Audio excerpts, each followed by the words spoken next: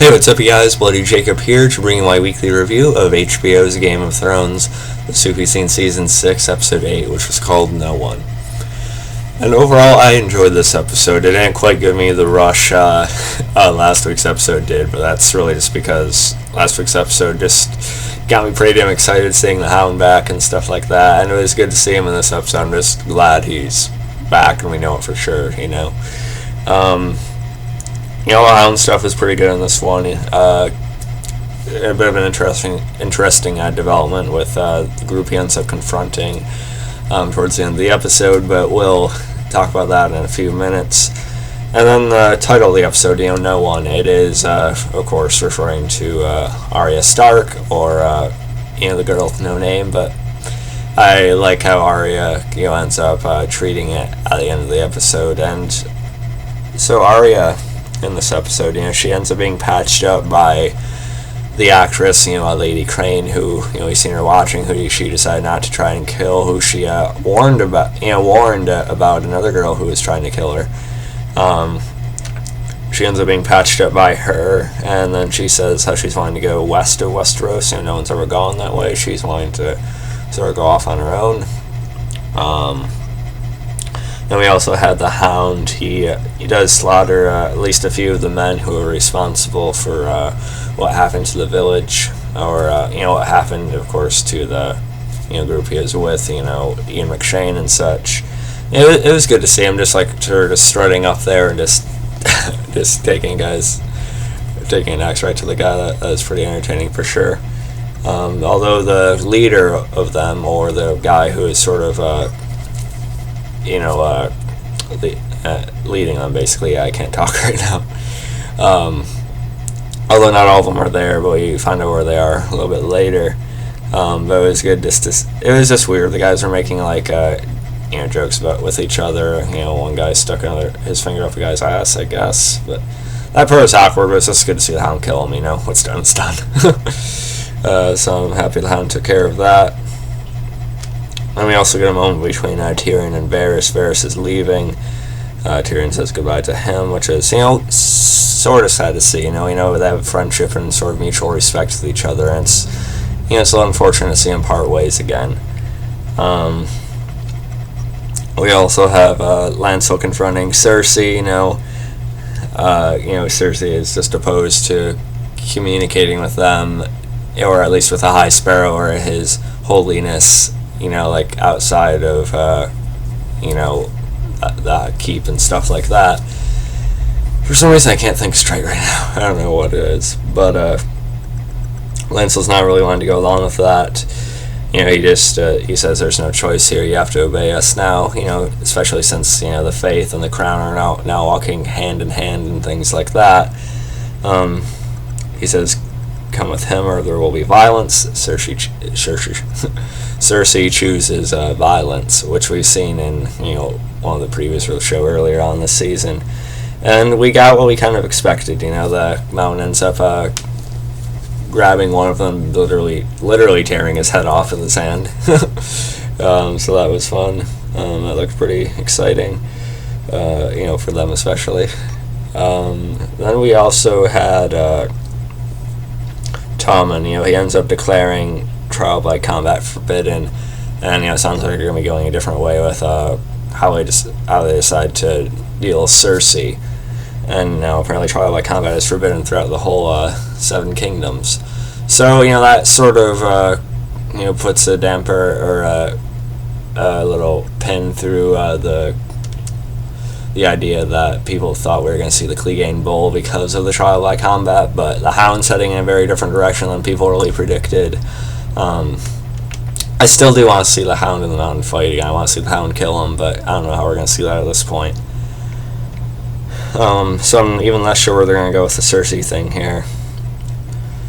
And we also had a pretty fun scene of Bronn reunited with Podrick, and Bronn tries to teach him how to fight a little bit, which was pretty fun. And we also had Brienne and Jaime sort of reuniting, and we know the mutual respect they sort of gained for each other, during the time they spent together during Season 3. If you guys remember that, you should. Brienne basically tries to negotiate with him, asking for a safe passage for the Blackfish. Jaime's sort of surprised to learn that Sansa's actually alive, and he acknowledges that Cersei will surely want her dead when she finds out. But he's proud of Brienne. He's happy that she actually accomplished that, and she's impressed by her and such. But Brienne tries to negotiate safe passage for the Blackfish because he is connected to Sansa and Catelyn and such, and she wants Jaime to grant him safe passage in order to join Sansa at Winterfell, and in order to lead something else of their own that would be sort of separate from this, at least for now. Jaime is at least willing to try and talk to the guy at the end, supposedly. At least that's what he says. But the Blackfish ends up reading this letter from Sansa, and at first he doesn't even think it's her handwriting since he hasn't seen her since she was a child, so he wouldn't know what her signature looks like. And like Jaime said, he's more stubborn than Brienne is. But of course, he wants to stand his ground to stay. I talked about Tommen, and then we also had this drinking scene with Tyrion, Grey Worm, and I constantly forget the girl's name for some reason. But Tyrion's basically trying to get him to laugh, and he's making these jokes, and they're just not really used to it. But they end up, trying the wine, and at first it seems like they're opposed to it. Then they sort of, start to working on him a little bit, as Tyrion says. Tyrion talks about wanting to make his own brand of wine at some point, the Imp's Delight. And they actually start making jokes, and they seem to get along. And Tyrion's pretty proud of himself. He sees, or at least thinks, that his plan's been working. When he was walking through the area with Varys, when he said goodbye to him, he sees that things seem to be at sort of peace, or at least back in order. But that radically changes, when we see the Masters return and start, trying to destroy the city, or at least, causing mass chaos all around, shooting these flames, from catapults and stuff like that. We'll talk more about what ended up happening with that in a few minutes. I'm sorry if this review is a little bit sloppy. I'm about to rush off for work right after I'm done this review, so my mind's kind of as it usually is. You guys know how my reviews usually are. Alright. Jaime talks to Edmure. He talks about how he actually admired Catelyn, how he sees the parallels between her, and how he's seen the parallels between her and Cersei, how fierce they were when it came to their children. Edmure doesn't want to hear any of it, but then we see sort of that side of Jaime we haven't seen for a while. We've grown to, like Jaime quite a bit more as the seasons went on, ever since he pushed Bran out of the window. Things have changed since that took place in season 1. We sort of see that other darker side to Jaime. He basically just emphasizes how he will do anything to help and protect and get back to Cersei. And he sort of says the line, "The things we do for love," which is what he said when he pushed Bran out of the window. And so we see him sort of go a different course with the plan. Edmure, he ends up being sent over, and he orders them to lower the bridge, which they do. Blackfish is opposed to it, but he ends up allowing Brienne and Podrick to find a way out before he does this, before he takes his stand, and he's pretty much killed off screen. And so he basically took over with a negotiation, which is what Bran sort of tried to get him to do, but it wasn't exactly what she wanted. But nonetheless, Jaime sort of does see Bran and Pod, going away on the little boat, and they do wave to each other. I wonder if they're going to meet up again.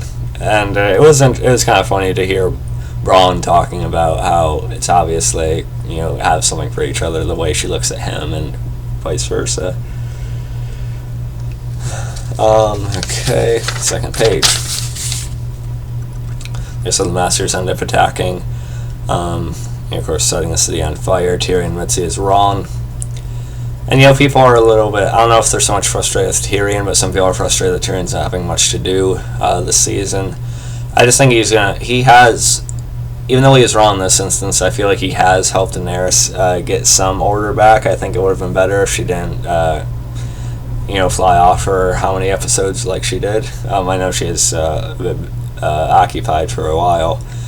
But I feel like Tyrion did what he could, and in some instances, maybe Tyrion's idea would have worked. Tyrion is still one of the smartest strategists in the show, but it was a little bit odd just to see him completely fail his plan here. It feels like he was not quite as sharp as he once was. I don't know what it is.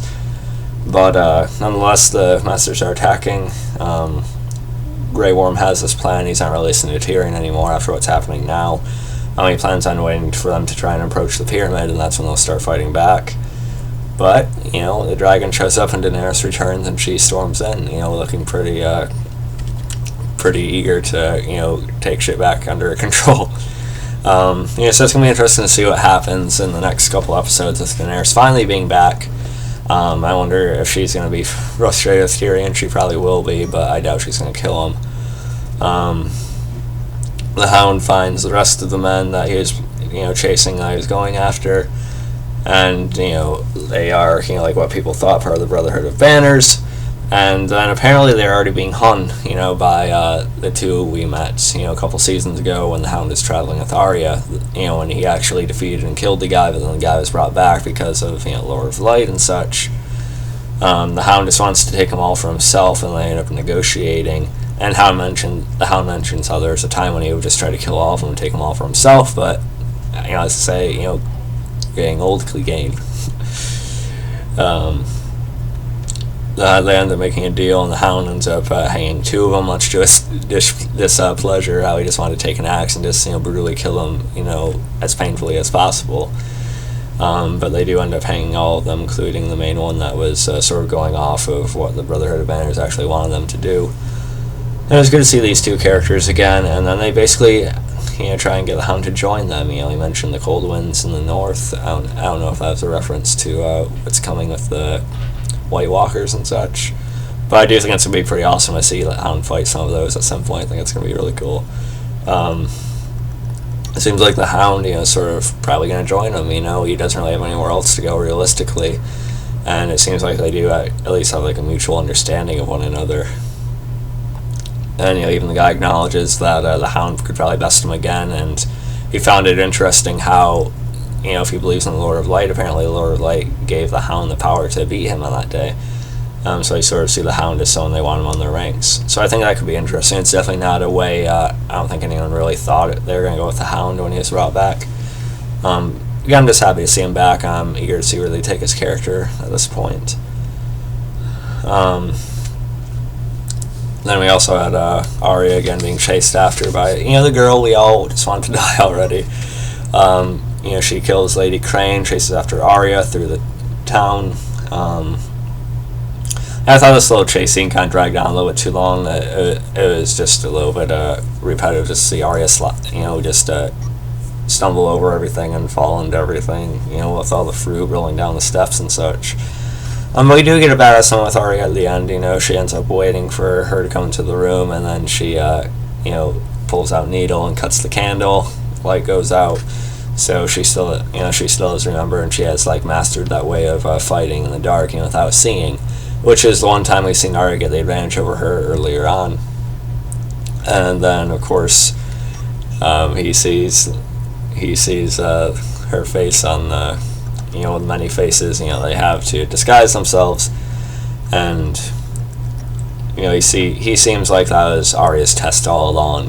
He feels like, it seemed like that was his whole plan. He's waiting to see what Arya would do, and he has respect for her that she was able to accomplish it and beat her back. But Arya has the line at the end: "A girl is Arya Stark of Winterfell. I'm going home." And he seems a little bit pleased with her, and he seems a little bit happy or glad, I don't know, but yeah, so that's the episode. I know it was pretty sloppy with the way I was talking about it, but I never claim to be the best at this stuff, but I still do like making videos about all the shows I enjoy, even though some of them are a little bit more consistent with the way I talk about them than others. But overall, I did enjoy this episode, and as far as the Arya thing goes, I felt like the whole storyline was a little bit stretched out. It just dragged on for a little bit too long, I think, and we should have gotten this result a while ago. I feel like I didn't think they needed to wait this long. But it was okay, and it was good to finally see Arya kill her. It's interesting with the Hound development and such, and Daenerys finally being back.